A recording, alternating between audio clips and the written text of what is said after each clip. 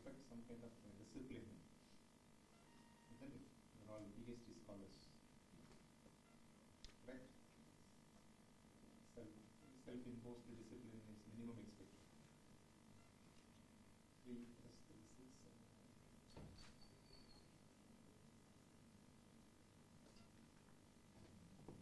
5 people are missing.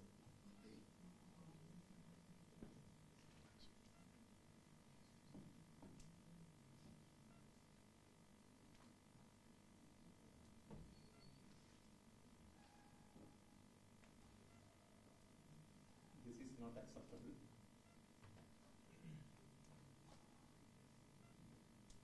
We'll give another 5 minutes time. Please find out where.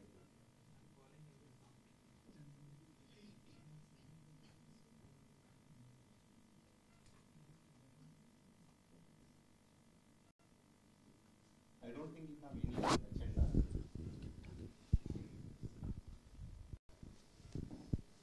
Other than attending this training. Right? Having registered for this training program, the day when I told, you have to give your 100% time. Because we are giving 100% time. Correct? Let us not violate the agreement. Alright? Call other people, please.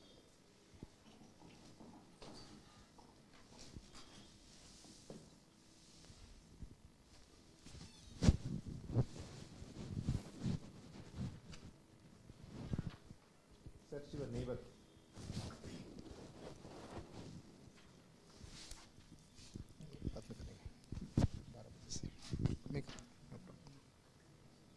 इसमें बोलिए ना कुछ आएगा क्या? अच्छा mic में बोलिए ना बोलिए ऑन करना है ना? नहीं अभी बोल रहे हैं सर कि 12 बजे से तब ऑन करेंगे ना अभी। हाँ 12 बजे आएगा।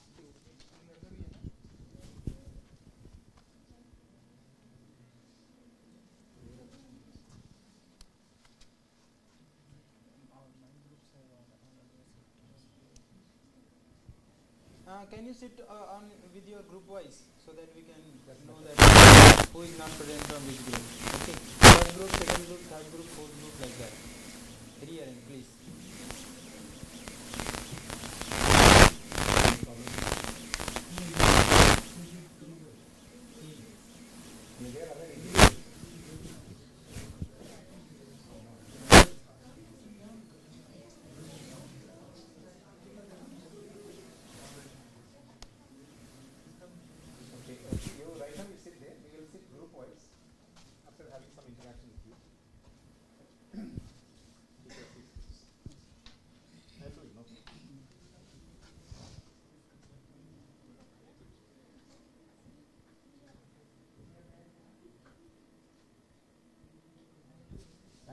Don't worry, we'll give opportunity to you.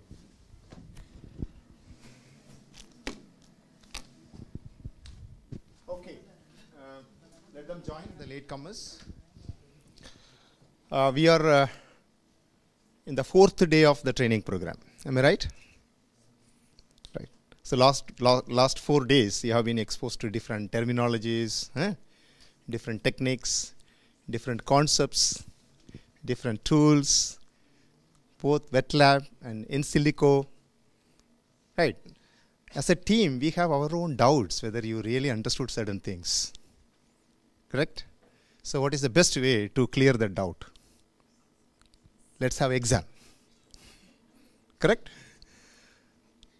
Exam is a simple event which tells you what is being taught is okay and what is being understood is also okay. Right? So, as usual, get yourself distributed. Let us take the exam right now. Okay? Good. A lot of smiling faces. That means they are ready to take the exam.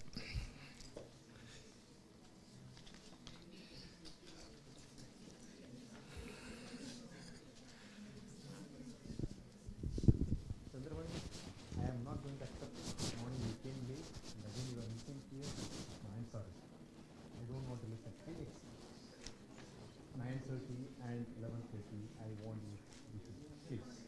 I don't want to listen.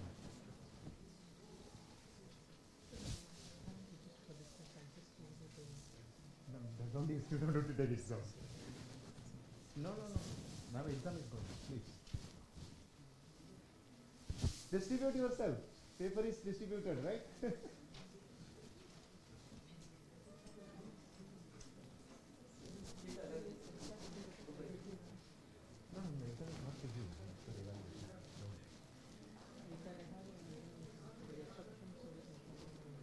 You want to write? Only 25 or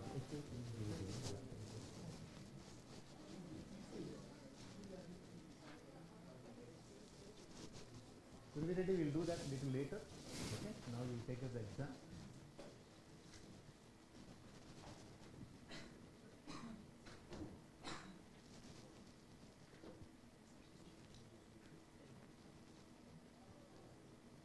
Two of you are very close, but we are not feeling comfortable, you know. Move.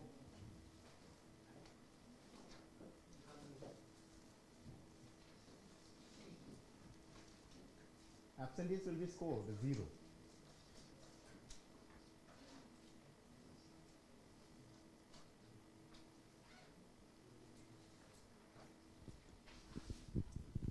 This paper is for 20 marks and questions are from the portions what we covered.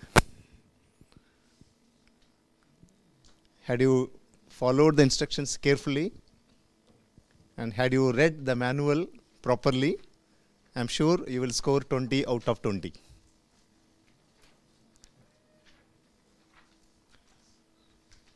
The one who is going to finish in 5 minutes will give a bonus mark.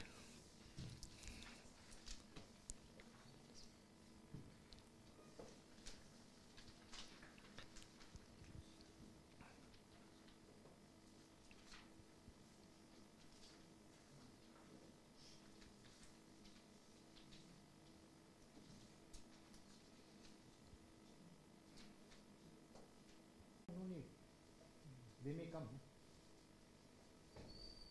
You want to write that?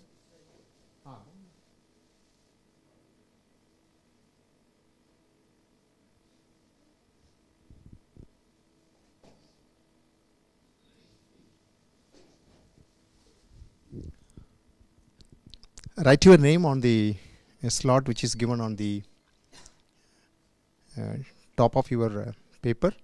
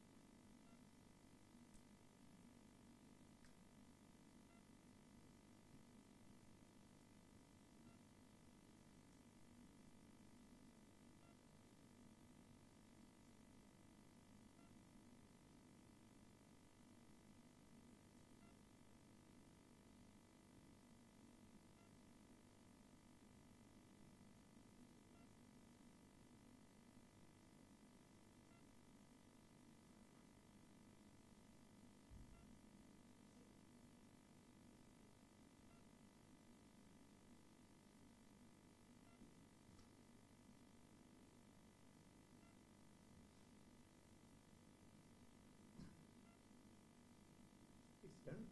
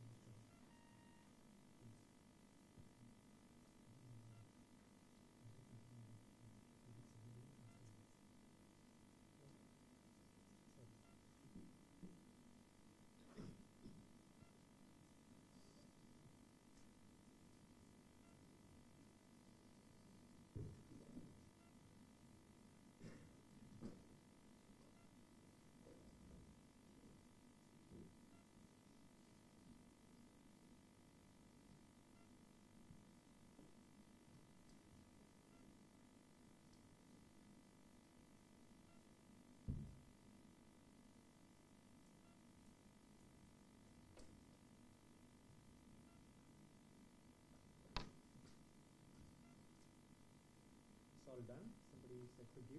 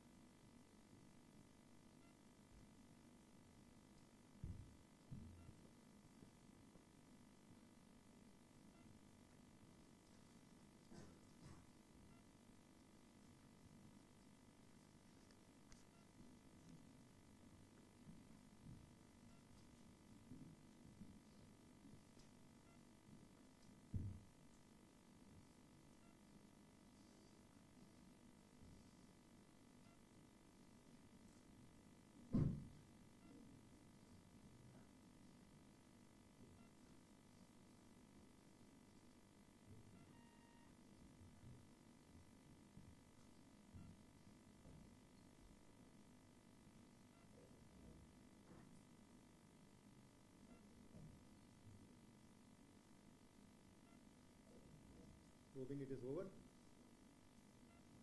On the right, some more.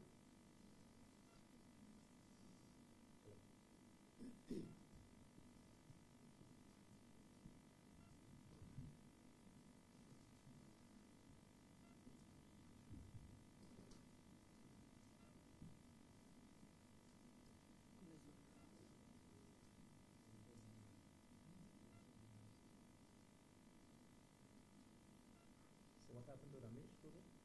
It's missing here. Only was he didn't come. No problem. He didn't inform me either.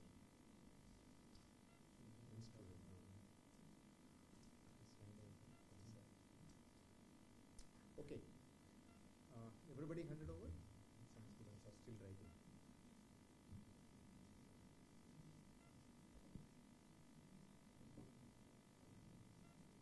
Okay, right.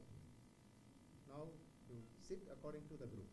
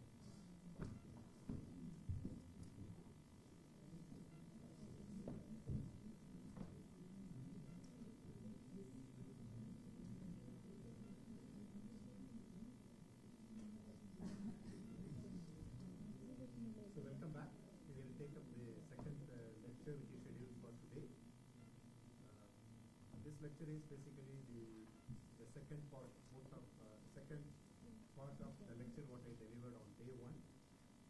We talked about different genotyping tools, what is used in pathology and microbiology, and I highlighted the genesis of modern genomic tools.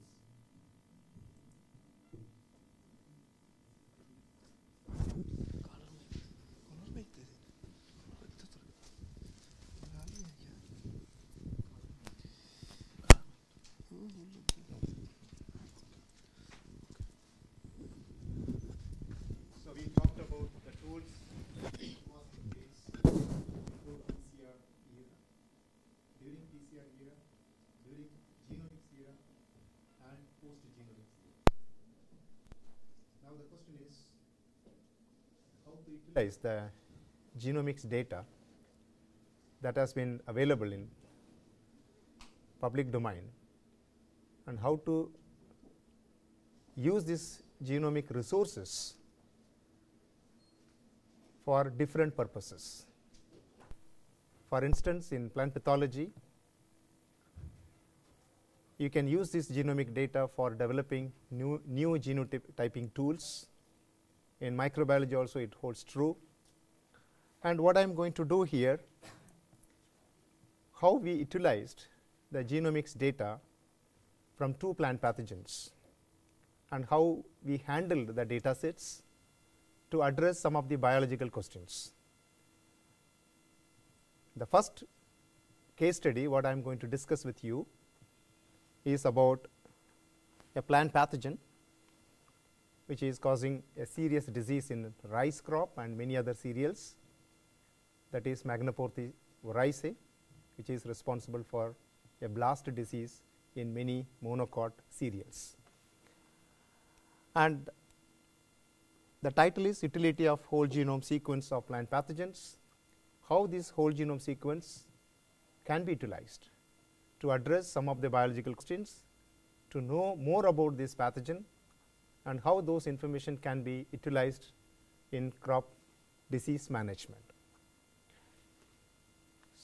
Just to give an overview of this particular disease for the information of the trainees, this is one of the globally distributed plant pathogen, and the star, every star indicates that there is a report of a blast disease in those countries or in those continents. You can see here this disease is really widespread wherever the rice is cultivated. And the rice blast disease is distributed globally in all rice dependent countries. It is one of the major production constraint in rice, and it is caused by a fungal pathogen belong to Ascomyces, that is Magnaporthy voriaceae. And you will find more about this particular disease in that particular publication what I put it here, that is Springer Plus, and approximately around 60 to 100% yield loss is reported in many countries. Just to tell you about some fact sheet about Magnaporthy voriaceae, this is one of the fastest evolving plant pathogens. This pathogen is provided with enough opportunities to evolve, and this is reported in many countries that the pathogen is extremely variable. The variability which is present in this pathogen is a simple reflection of the fast evolving nature of this particular fungal pathogen. And it is also believed that this pathogen is evolved in agricultural field, and much like rice, we also started calling this pathogen as one of the domesticated plant pathogens. The reason being, we breed rice to produce more and more yield and more better qualities, and hiddenly this pathogen also evolves to keep pace with the rice development. And this is one of the most challenging disease. Currently, we deploy 2 independent techniques to manage this disease. One is host resistance, and another one is agricultural or agrochemicals. And unfortunately, these 2 techniques are not really durable. in particular the host resistance, which is extremely vulnerable for the so-called breakdown, since the pathogen is the fastest evolving pathogen. And the rapidity at which it evolves is a bothering factor in agriculture, because you need to keep this resistance breeding program all the time. There is no stopping for that. And chemicals, of course, again under the scanner, the reason being the produce what is coming out of this chemical based agriculture. In the last few years, the consignments have been rejected by some of the countries because of residues of chemicals, in particular carbendazim. The two best technologies what we have, both the technologies are being questioned for various reasons. So, we need improved techniques for managing this particular disease. And some more fact, the conidial germination is very quick, it takes only 2 hours to germinate and often forms an infective aprosorium very rapidly. And this pathogen does not require any natural openings for entry into the host. It can directly penetrate the phyllosphere, causing disease on the foliage. So, that is really a botheration, because this pathogen at any time can make this aprosorium and enter into the so called epidermal layer and can cause disease. And of course, this disease affects both leaf, the photosynthetic area is dramatically reduced, and the serious outbreak of the disease is noticed both in leaf as well as a panicle and neck also. But when it strikes, when the crop is at mature stage, that is the panicle or neck, what is called as panicle blast and neck blast, the yield loss is enormous. So, for that reason, we need to really develop better technologies for managing this particular disease. And what is shown here is a typical neck blast, and what is shown here is what is called as leaf blast. You can see the typical symptom on the foliage. It is a spindle shaped lesion, and what you see in the middle is the sporulating lesion. Remember, the lesion which is sporulating is very dangerous, because this conidia can easily move from one leaf to another leaf, one plant to another plant, one field to another field, and even one region to another region. We kept some biological questions in our mind, and we wanted the genomics data to address that. And these are all the questions, and this is also very important for you. Before taking up any genomics related project, or you wanted to use the genomic tools, ensure that you have a biological question in place, and that biological question needs the genomics intervention. This is very important, right? The biological question what we kept in our mind is how far the strains which is prevalent in our country is genetically close to the strains reported elsewhere. And the question number 2 what we had is a very pertinent question. Many times scientists debated about it. There is no conclusive answers. That is, what is the relationship between leaf blast and neck blast? The reason being, these two blast occurrence happens in rice in 2 different time points of rice life cycle. And whenever you see a leaf blast, which happens when the plant is still in the immature stage, the yield, the crop failure is noted, and people have reported when the season changes and the rest of the plants escapes and it still survives, and the panicle comes, they do not see any panicle blast at all. So, scenario number 1. So, there are serious incidents of leaf blast. In those fields, the panicle blast was reported very intermittently. Sometimes there is no panicle blast.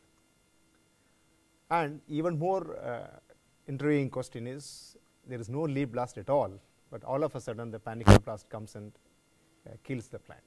So, the relationship is always questioned whether it is by a same strain or it is by a two different strain of blast which is causing the panicle blast and the leaf blast. So, our second question was, are they genetically similar or are they different? If they are different, how far they are different? And third one is, can we develop a specific marker? Of course, that is the reflection of the question number 1. So, we wanted to address that one also. So, we started this project, what is called as Magnapurthy Genome Project.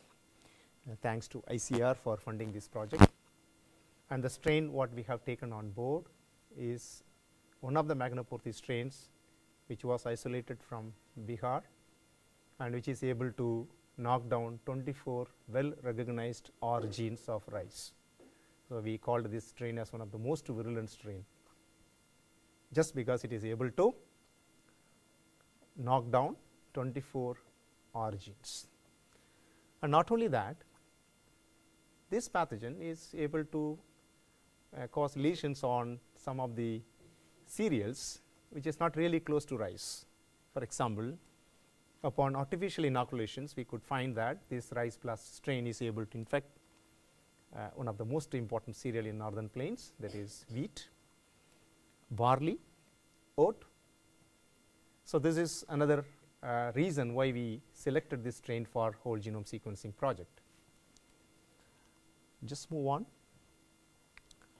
This is the fact sheet about the strain what we have elevated to genome sequencing project. Remember, before you take up a genome sequencing project, the relevance of your organism or biological material is very, very important. The biological relevance is very important. And I already told 24 R genes are knocked down by this strain, except two strains, two R genes. One is PI54 and another one is TITUP. We have gone into a hybrid approach. What I mean, this morning we were discussing with the nanopore technology, the technologist who gave a lecture here, and he also emphasized we need to go for two different technologies to complete the genome sequencing projects.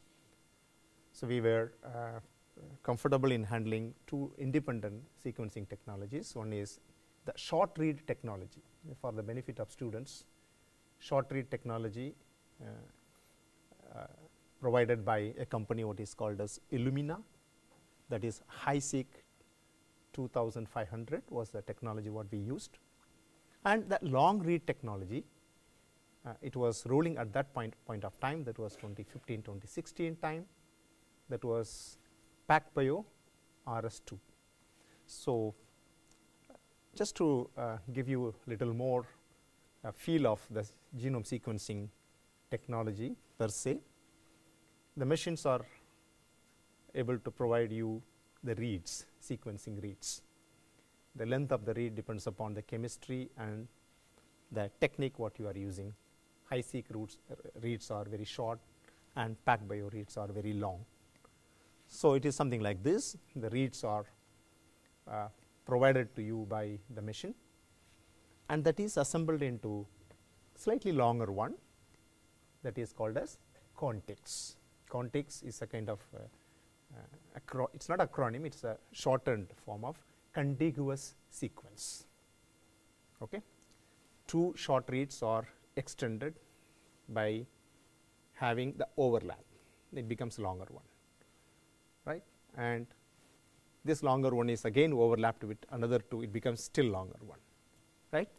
So, the two contexts are again made into even bigger, that is called super context, right. And yesterday the speaker was beautifully explaining the super context can be made into scaffolds by putting some ends. So, that is scaffolds, and finally, the draft genome is made. The manual what we prepared describes all these terminologies. Please read that and you will get more about it. Reads, context, super context, scaffolds and draft genome. And I did not put complete genome here, that is altogether a different technology technology. You need to have Opgen mapping, you need to close the genome, that is ultimate. and most of the genome what is published so far is draft genome. I am not getting into the chemistry part of it, which is explained well by different speakers here. The PacBio yesterday it was spoken here, nanoport spoken already today this morning, and somebody will be speaking about Illumina in the coming days. This is what we proceeded further. After isolating the genomic DNA, we prepared TrueSeq nano DNA HT library that is prescribed for HiSeq 2500 machines for reading the DNA or genome, and this is 2 into 125 base pair chemistry, and we could generate around 10 GB of data from this chemistry. And PacBio Bell library, yesterday it was discussed here, a hairpin adapted protocol for long ultra read sequencing on PacBio RS2 platform. We could generate around 500 MB data in one smart cell. And we used P6C4 chemistry in long read sequencing by PacBio. This is a standard pipeline many companies gives you. I just took it from the report, and this is how the whole genome sequencing project is carried out, right. It tells you different methods, the quality checks, the assembly, and of course, after assembling the genome, we will be predicting the coding regions, also called as CDS or gene prediction, whatever it is. Then we go for annotation and number of other analyses what we wanted to do to address the biological question. This is a standard pipeline. Most of the genomic service provider will tell you, but I must tell you here, you must discuss each and every point with the private person or wherever you want to do the sequencing of your samples. It may be a private or it may be a public funded institute. Wherever you go, try to discuss every point and what it really mean to you, that you to know. And we have handled two different technologies, a short read 2 into 125 base pair, another one is a long read from PacBio. So, 2 sets of data is in your hand. Now, the question is how to use both the data sets, so that end of the day you have one data set which we would like to call it as draft genome. So, at that point of time, the algorithms were still evolving and there was no technology or no pipeline to use these two data sets. One is a short read, another one is long read. So, we used a specific assembly program what is called as SPADES. SPADES is an acronym, St. Peter's Assembly. You just Google it out, you will get more information about this, right. So, the SPADES program, it accepts long reads and short reads, and you can use both to stitch your genome up to draft genome in a simple language, right. And it is typically a bioinformatician's job. So, Rakshit was talking about random error, and this morning we heard about systematic error in short read technology, and these two errors can be addressed when you go for hybrid assembly. The random errors will be corrected by the so called short read, and systematic errors is corrected by the long reads. So, this is the perfect combination of two complementing technologies. Each technology has got some deficiency. One is having systematic error, another one is having random error. When you merge these two, and both errors are removed, and we come out with a kind of genome assembly. And the genes are predicted by number of programs. One such program we used here is Augustus program. Please read more in the either in the manual or it is in the Google, you do it. And of course, we uploaded the data in GenBank. And it is already pointed out other day, once you upload in any one of these databases, within 24 to 48 hours, the data will reflect in other data centers also. And that is what exactly happened here. Yeah, to tell more about the genome of the pathogen, which is able to knock out 24 R genes. This is a statistics. This genome is already published in GenBank. This is what is called as the accession number, which is provided. It is in public domain. Anybody can access this data. And the genome, we also faced a lot of issues and problems. We could solve it. Just for the information of the house, when it was originally assembled, we could get the assembly done in 2,500 scaffolds, or I would say 2,500 contigs, right. So, the genome size is around 35 MB. The number of contigs is 2,500 contigs. That means, a 35 MB of genome is 2,000 equal to 2,500 contigs.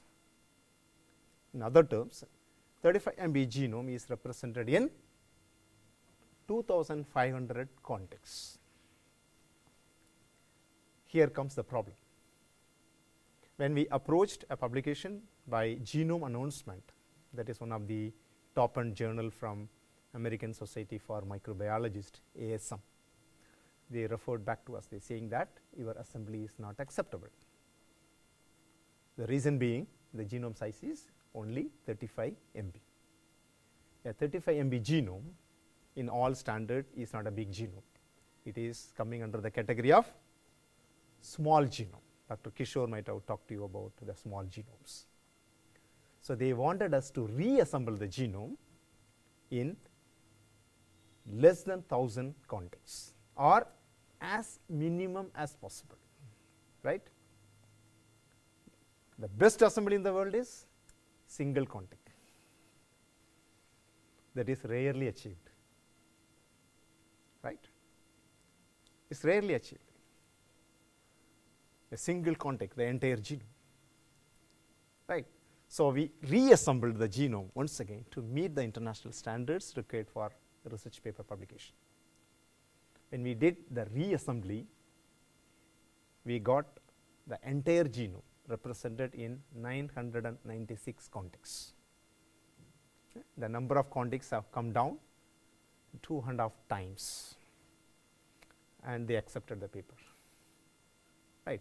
So, it is always better to approach a specific publication platform to assess the quality of work what you did. Many times we feel, okay, it is all done. That is what we felt, but end of the day, it is not so. You need to redo. The reassembling, it is nothing but running the algorithms over and again, eliminating the unwanted repeats, unwanted sequences. Assembly is really challenging in any genome sequencing project. That is what everybody is talking about, is assembly. Now, the OpGen mapping has come to close the genome. Assembly is not that easy, right. Yeah, this paper is published in Genome Announcement under the title Genome Sequence of Unique Magnaporthive Rhizae RMGDL isolate from India that causes blast disease in diverse cereal crops obtained using PacBio single molecule and Illumina HiSeq 2500 sequencing. The whole genome is assembled with a minimum number of contig is one of the requirements for any whole genome sequencing project, whether it is a smallest genome of your virus or it is a bacteria or fungi. You should assemble the genome in minimum number of contigs. Okay. That is closer to the reality, right. If it is a single contig, that is the best, that is never achieved in any organisms. Some people started claiming 2 contigs, people are assembling bacterial genome nowadays. So, the exceptional cases are coming now, right. And microbial resource announcement present, it was now the renamed in journal. Originally it is Genome Announcement. It suggests that fungal genome should be assembled in less than 1,000 contacts. So then only they are going to approve or accept your manuscript. This is some statistics for the benefit of all of you. Maybe you will find some jargons also here. So the number of scaffolds, or I would call it as a contact here, 996. This is a genome size, roughly around 35 MB genome. The average size of our contact is around 16,000 base pair, and N50 scaffold is around 45,000. N50 value is an indicator that 50% of the reads are in excess of around 45,000 base pair, and of course the minimum contact is around the maximum size of the contact what we got in our pool of reads, that is around 186,500 base pair, and the minimum one is 500 base pair. The entire genome was now run into Augustus program to know how many genes it is capable of coding. We could see around 12,000 plus genes, and the gene average gene length is around 1,000 base pair, and we have biggest gene maybe 14,916 base pair, and the minimum one is around 201 base pair. These are all predicted from the Augustus program based gene prediction. Remember, this is only a prediction. If you want to really know these genes are existing in Magnaporthi, what is that you are supposed to do? Anybody?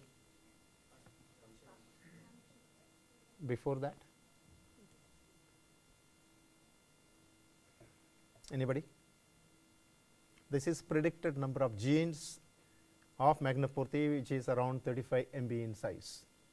If you want to know, yes, this genome is capable of producing this many it is capable of producing this many proteins. What is that you are supposed to do? Transcriptomics. The data I did not bring it here. We have done the transcriptomics of this Magnaporthi when it is in the developmental phase. For example, Conidia to mycelia, mycelia to again Conidia. You got it? That you put the two phases. Phase number 1, when the fungus is germinating right from the Conidia to the mycelial biomass, right. So, we have developed a kind of a simple mycological intervention in the lab, collecting the RNAs when the fungus is still in the mycelial phase, but there is no sporulation phase started. Second phase is it is profusely sporulating. So, the two developmental phases, you collect the RNAs and go for transcriptomes. That is also done, and the data is closer to what we got here. Of course, slightly less than this read, but is almost closer to this figure. Any questions? Yeah, of course, yeah, that is true. We might have definitely missed. You should infect the host, then again you have to go for transcriptomics of those host material, and removing the host transcripts, take out only the pathogen transcripts. That can be done. That is what I already told. We less than what is predicted out of this Augustus. Maybe the missing ones are the one which is expressed when the pathogen is in the infective stage on the plant. Yeah, this is just to show you how this SPARDAS front page looks like. This is St. Peter's Academic University of Russia. That is what the St. Peter's, right? And this is how it looks. If any one of you wants to know more about this particular program, please get into this website. That takes you take a tour of it, and you will understand what this particular SPADES program is capable of doing. This is a little bit more about the statistics only. I will just move into. This is gene prediction we did. This is a front page of Augustus gene prediction program, and you can see that you have to run this program to predict the genes from your genome. That is around 12,747 genes we predicted. This is some of the pathway analysis. This is beyond the scope of this class. We will just shift it. Yeah, this is what Kavi was asking, the genes which is expressed when the pathogen is in the infective stage. If you want to know, there is a specific websites and specific portals are available nowadays, what is called as PHI base, that is pathogen host interaction, database. So, this is another wonderful database to know which of your pathogen protein is participating in host infection. In nutshell, it will tell you how many of the proteins which is expressed in this pathogen is having the function of effectors or having the function of a protein which is participating in virulence. So, those information you will get from this particular website. That is what the virulence function, effector function, and different parameters are there. You will be able to use it. So, once you maybe you will when you start using this kind of work, you will understand the intricacies of this database. Right. One of the hallmark of this data set which we generated from the whole genome sequencing is large number of what is called as TE, that is transposable elements. This came as a kind of offshoot data from the whole genome data. So, you can see here different categories of transposable elements. Several hundred transposable elements were found in the genome, and of course, these transposable elements are so important for fungus to evolve time and again, over and again. I already told this is one of the fastest evolving pathogen in agricultural field. Maybe these transposable elements directly contributes towards evolution of different virulence genes, evolution of different pathogenicity genes, or maybe it helps the pathogen to adapt in different niches and different environment conditions. So, I do not want to read it here, starting from cacta, crypto, so many transposable elements could be found in the genome. Yeah, this is a front page of our genome data that is in GenBank. Now, let us come to the first question. How far this genome is genetically close to the genome of Magnaporthy, which is causing disease in another country, maybe causing disease in another host, right? Only these two things. Maybe Magnaporthy is already told it is reported in most of the rice growing continents. This disease is reported right from South America, Africa, India, right here, Southeast Asia, China, Japan. The problem is everywhere. And the question is whether our strain, how far it is genetically closed. So, what we did, the assembled genome was compared. The assembled genome, which is around 35 MB in size, is compared with 15 other genome, because at that point of time we had around 15 genome data was in public domain. If you look at today, in 2 years of time, we have around 212 genome of Magnaporthy. In 2 years time, the database has increased dramatically from 15 genome to 212 genome as of now. I will just quickly go through it. The actual molecular phylogeny part I am not describing here, that was already handled, right, by Dr. Anirban. So, what we did here, the 35 MB of genome is subjected to multiple alignment with 15 other genomes, right, and the 15 other genomes we got it from different countries. For example, we got it from mostly from Brazil, because in Brazil there is a serious disease in wheat that is called as wheat blast, and so many genome was sequenced, right. So, those genomes we have taken on board, plus some rice genome, rice Magnaporthy genome also from India we have taken. And this is I just draw your attention, this web page has got most of the genomes. I can share this web link with you,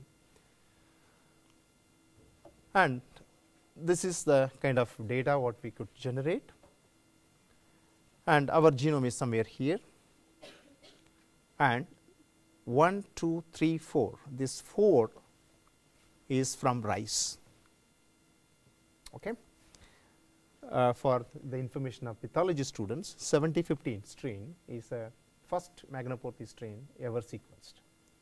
The paper appeared in Nature, author is Dean et al. That was a laboratory strain, unfortunately. There was no when we trace the origin of this particular isolate, it is rated as it's a laboratory strain. That means somebody was using as a kind of model system in their laboratory, they sequenced it. Rest all three, these two are from India, right, and this is our genome. And come to the next one, we could see the 15 strains what we handle, the whole genome multiple alignment. After doing the multiple alignment, you come out with a visualization of the data. This is a visualization of the data, and you could see roughly 4 major clusters, right. And these 4 major clusters, the first cluster, all of them are the strains which is causing wheat blast, right. And we have somewhere in the middle, 2 of them are wheat blast and 2 of them are ryegrass blast. And later on we understood that these two, wheat blast and ryegrass, they are cross infecting each other. That information later on we got it. And this is from Indian goose grass blast. It's from grass isolate, and this is rice isolate. So the data what we got from multiple alignment of the whole genome is nearly matching with the phenotypic observations one can compare. For example, all of them are from wheat. Here indirectly speaking again from wheat or ryegrass, but they have the cross infectivity with each other. This is of course it's a single isolate. We don't know if one more grass is taken, how the tree would have disturbed. We was talking about the other day. And this is rice blast. So the biological question what we had kept in our mind, how genetically it is close to rest of the strains. What we understood is it is distant from the other strains which is causing blast in other crops. So that is a very important answer we could get from this particular whole genome sequence data handling.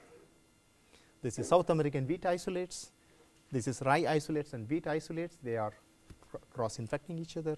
This is grass isolate, this is typically rice isolate, and remember the 7015 strain is not an Indian strain, it is an American strain, a laboratory strain, and yet it is able to form a single cluster with rice.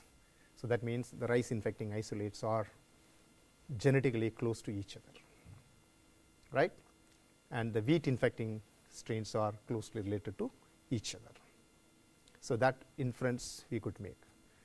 Now question here is, if you include more entries here, how this tree will change, that is beyond our prediction, right.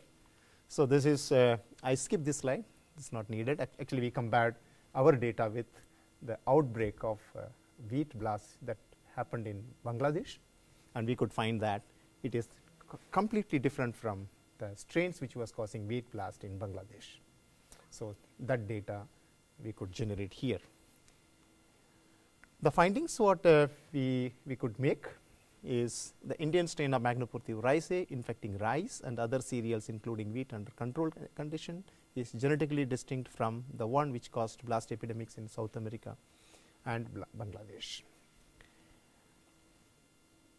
The second biological question, I will just move on to the second biological question, that is can we observe the genetic variability in Magnopurthia at intra-field, intra-seasonal scale? For example, if you make a collection of these isolates in a single field, in a single season, can we find a kind of genetic variability?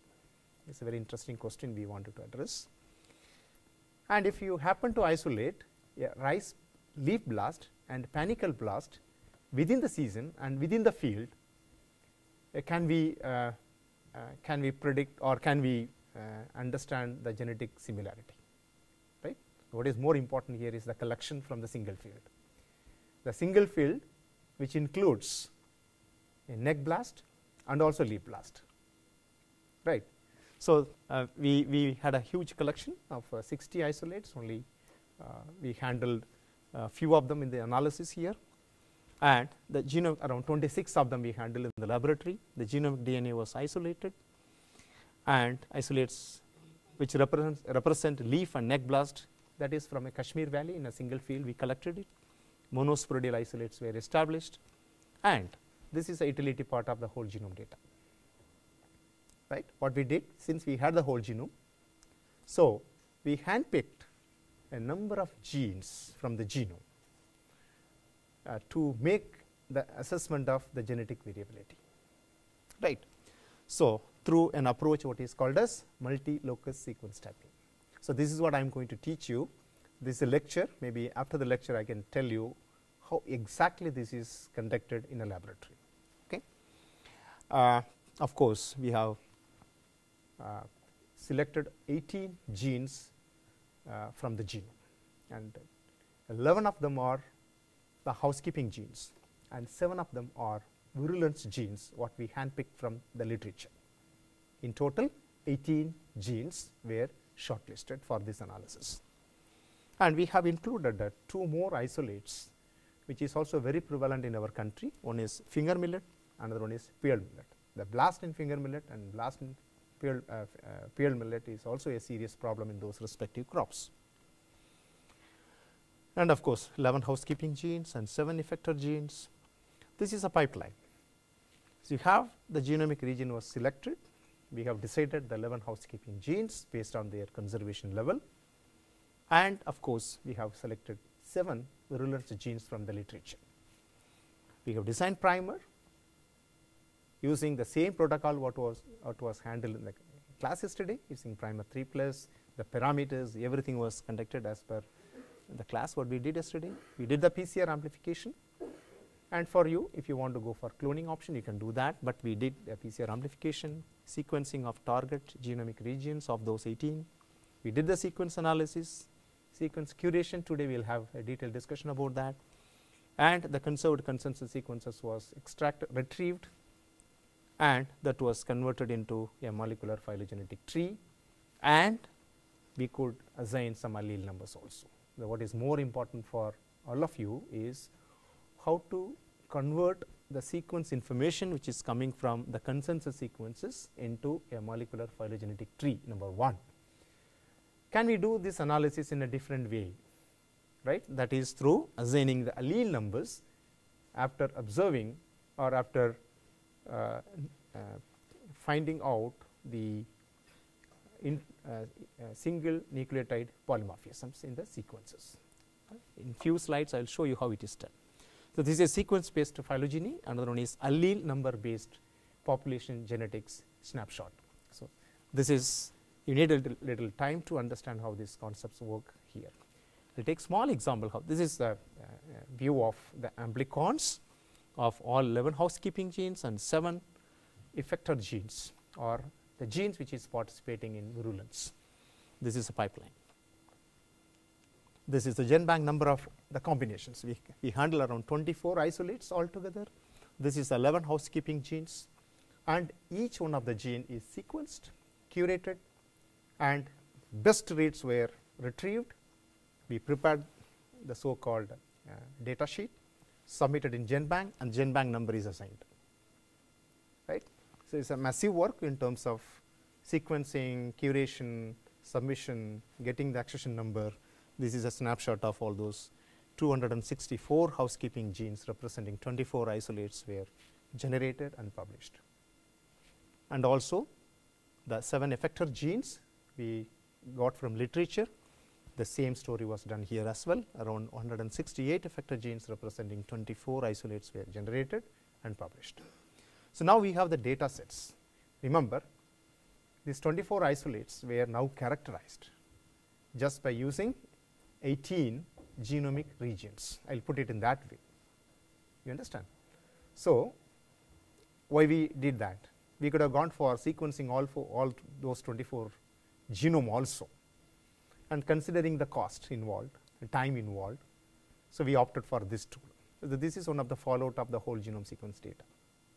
You can develop a genotyping tools from the whole genome data to address some of the biological questions. What I mean to say is, it is always not necessary to go for whole genome data.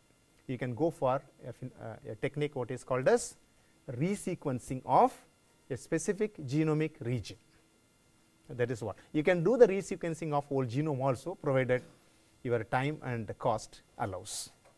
So, at that point of time, it was too expensive for us to do the sequencing, because two different approach, sequencing, cost a huge amount of money is involved.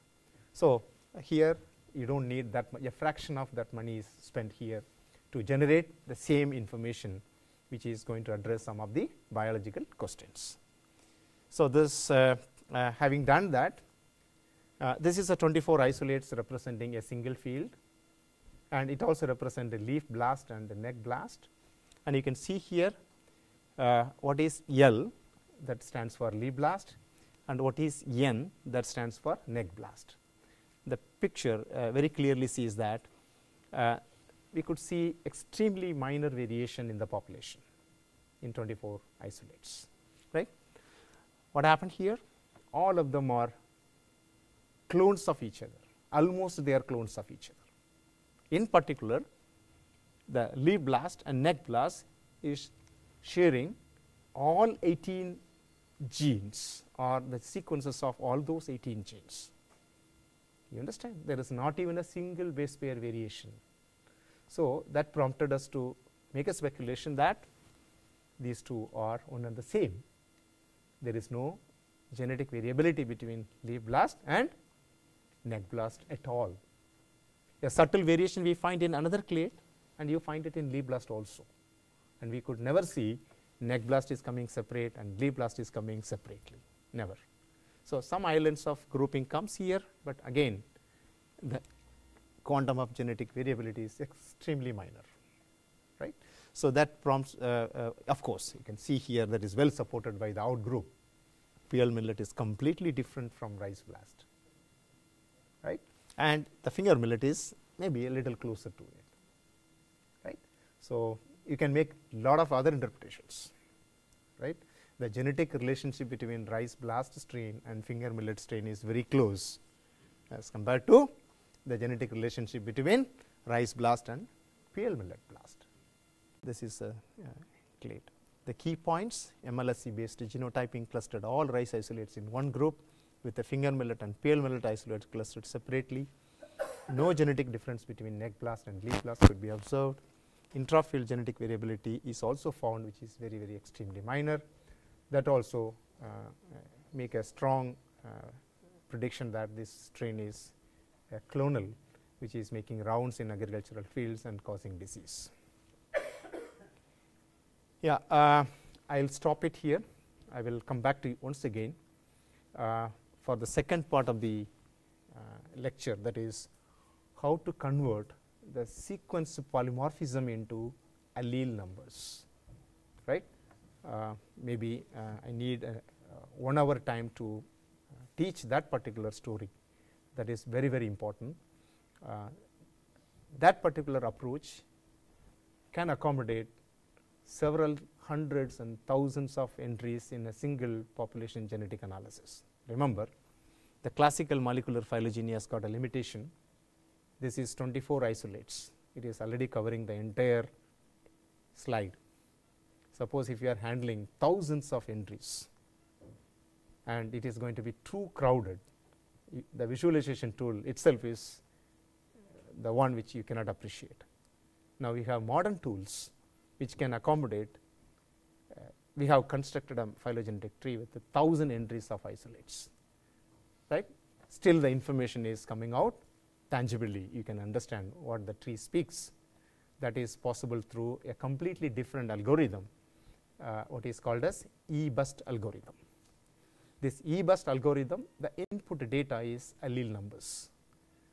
These allele numbers are assigned for specific nucleotide polymorphism, which you observe in your multiple alignment analysis.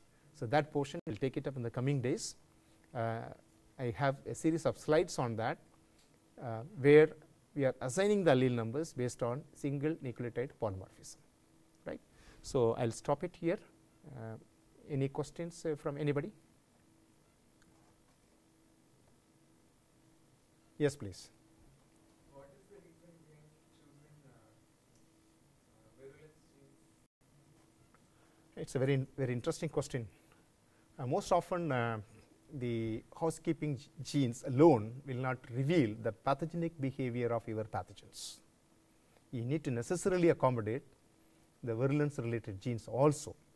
although it is also evolving very fast, and you know it very well, the virulence genes evolution is a single point mutation in those effector genes. Those single point mutation also we need to track to keep an eye on how the virulence is spreading, right. Remember, whenever you do multi-locus sequence typing, never ever practice with only housekeeping genes. You need to take sufficient number of virulence genes to develop actual story what is happening in the fields, right. So, that is very important for us to track the pathogen behavior. If it is a simple microorganisms, perhaps you can even do it with a housekeeping genes, and there also if you keep a particular functional trait in your mind, of course, you have to keep those sequences which is coding for those particular function. So, it is always the combination of housekeeping genes and the functionally important genes to draw conclusions like this. Anybody else? In initial slides, there was mentioned 2 into 1 to 5 base pair chemistry. Meaning is so 125 base pair is red. The reads I told now one of the slides, the reads are only 200 to 250 base pair reads. That's it. Short reads. That's what short read technology. Short read technology. Yeah. There only the speakers talked about systematic error. You know. Yeah.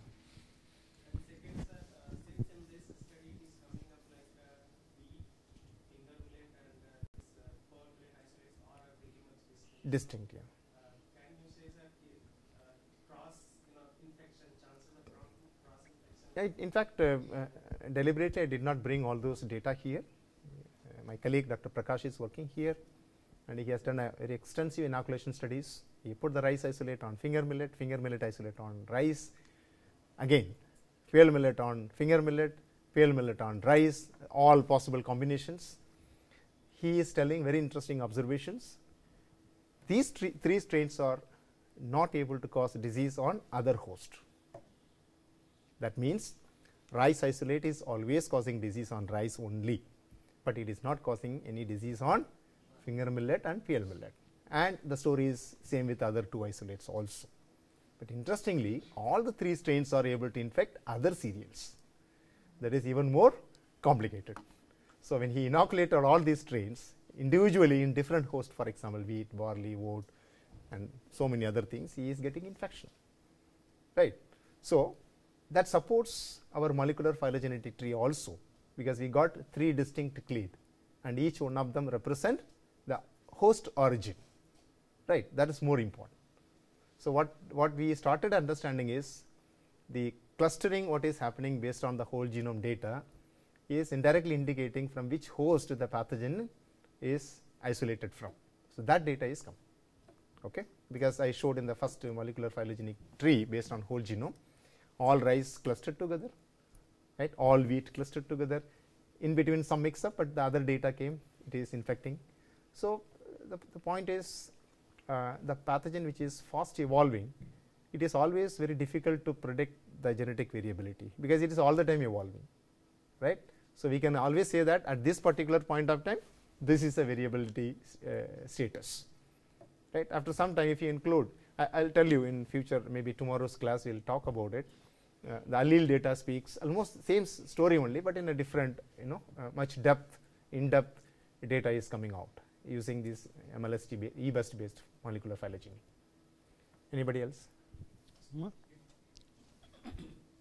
organism has 7 chromosomes, we can expect the context to be like minimum context to be 7.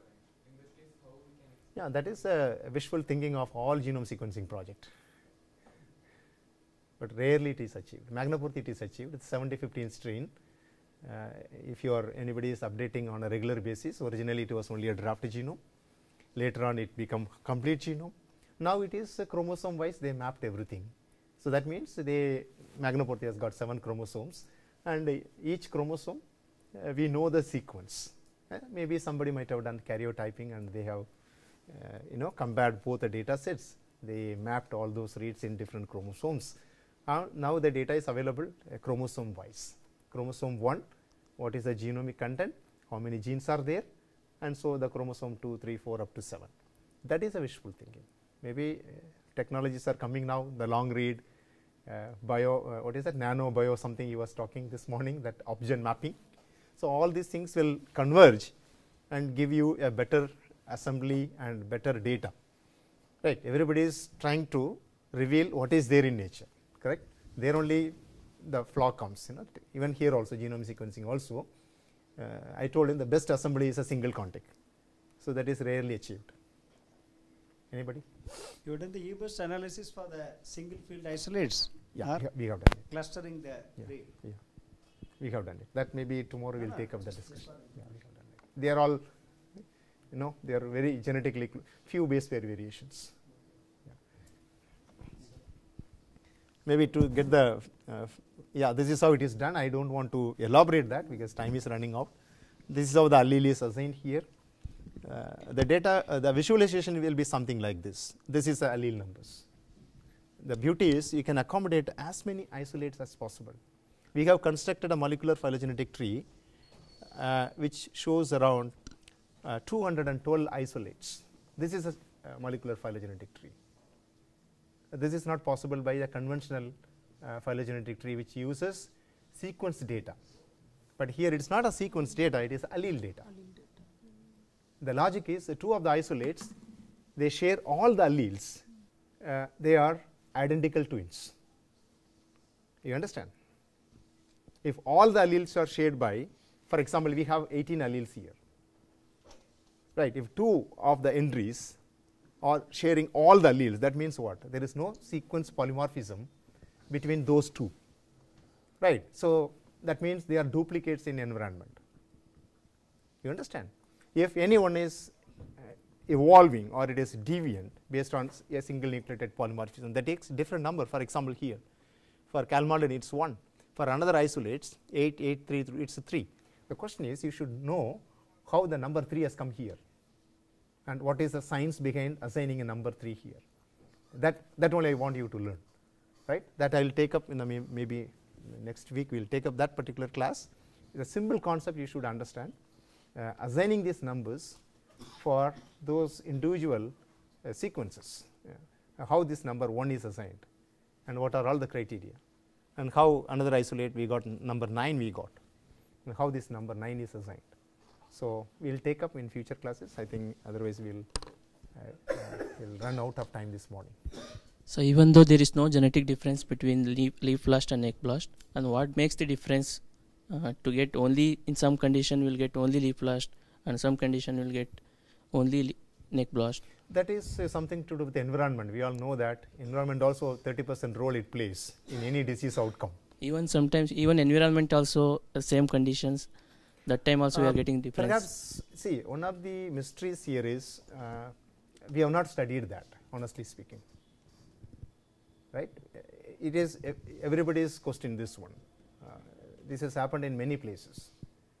In a particular year only leaf blast is there is no neck blast at all. In another time point only neck blast is there is no leaf blast or very minimal incident of leaf blast. We have not studied that. I do not think any such data is available. What was the reason for this phenomenon? I would attribute it to only the environment because pathogen is everywhere. Maybe, yeah, host nutrition might play a role. It's a mystery because a few years back there was a paper. The paper is all about the neck blast is caused by a completely different developmental stage of this magnaporthy, not the macroconidia. For the information of the other students from microbiology, this magnaporthy produces two different kinds of conidia. The macroconidia, the 3-celled one, is responsible for leaf blast. Now, the Nature Communication paper says there is another form of conidia, what is called as microconidia. This microconidia is something like an endophyte in rice, and it travels all inside. When the rice matures, maybe some virulence genes are expressed and it causes neck blast. But subsequent to that paper, we have not seen any paper which is supported the previous paper. Maybe nobody is addressing it. So, this is still a mystery, but the fact remains whether it is a microconidia or it is a macroconidia, based on our results, we are speculating that it is genetically identical. Okay. The infection process may be different and the reasons for the endophytic colonization may be different. So, it may not happen all the time, maybe in those seasons it might have happened. So, the microconidia is microaerophilic and infection is through root. That is even more strange, because we all know that Magnaporthy is adapted on phylosphere, but that paper says not only that paper, another paper appeared in Nature in 2004 by Anne Sesma from Spain. That paper says Magnaporthy has got the ability to infect roots. So, it displays the root infecting fungal behavior. So, that means many things we did not really understand about this pathogen. So, that is the reason why we are not able to answer this question, why this erratic behavior of this pathogen in the same field, right. Yeah, we will stop this discussion. At least one student will have a presentation today, possible. Yeah, I will stop it here. We will continue to discuss this matter, but the point here is, forget about the story what we highlighted here. The techniques which I am highlighting here, that you are supposed to learn, that is more important, right. Maybe in the coming days we will take 1 hour time, we will discuss how this allele number based molecular phylogeny can be conducted by all. It is a very simple tool, we will discuss that, okay. And I will stop it here. Thank you so much for your attention, and we will move on to the last agenda this morning, the students presentation. Please, we have to stay back at least for another 10-15 minutes maximum. We will break by 1:15. At least 2 students we will take up the students presentation now. I leave the floor to Dr. Subramaniam. He will be the chair for the students presentation, and who is going to make a presentation now. Yesterday Himanshu was ready yesterday. Yeah, please come. And Rubin. I think we have to stop the coverage, isn't it? As we discussed. Yeah. Govind, you can inform him. Stop the coverage. Thank you so much. Yeah.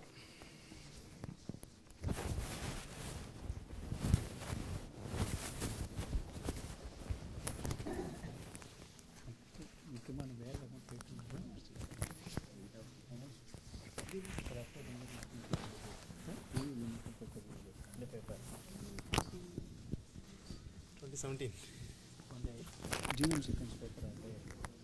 Genome lo kanna idu pannala. Innu game paakala.